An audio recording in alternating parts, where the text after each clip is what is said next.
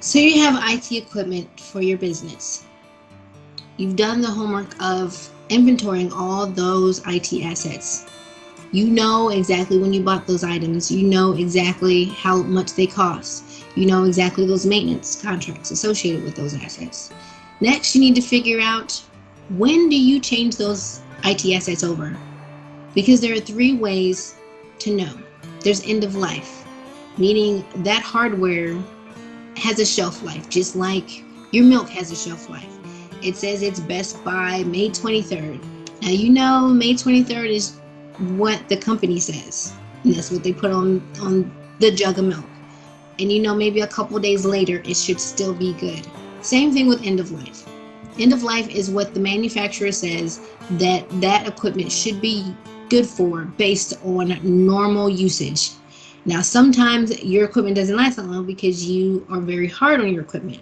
Sometimes your equipment may last a little bit longer because you're not very hard on your equipment.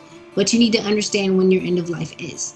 Next is end of service. Now, that is when the manufacturer or vendor will stop coming out to service your equipment.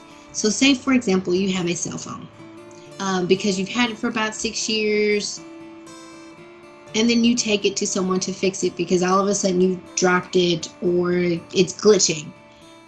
And they say, well, it's end of service. What that means is they can't get parts for it. They're not allowed to fix it because it's gone too far back. They don't make those parts anymore.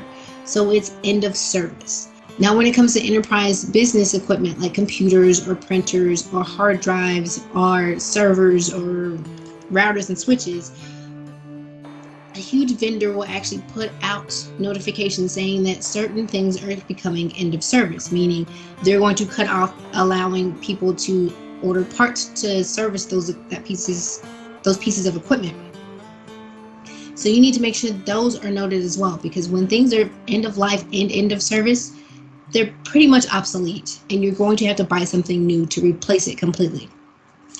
Now, also, another thing you need to understand when it comes to timing as far as upgrading your equipment is best practices. It takes on average between end of life and end of service, as well as the norms of what they've gone out and asked different business sizes and different customers on how long things have lasted for them. And they say, here are the best practices for switching things over.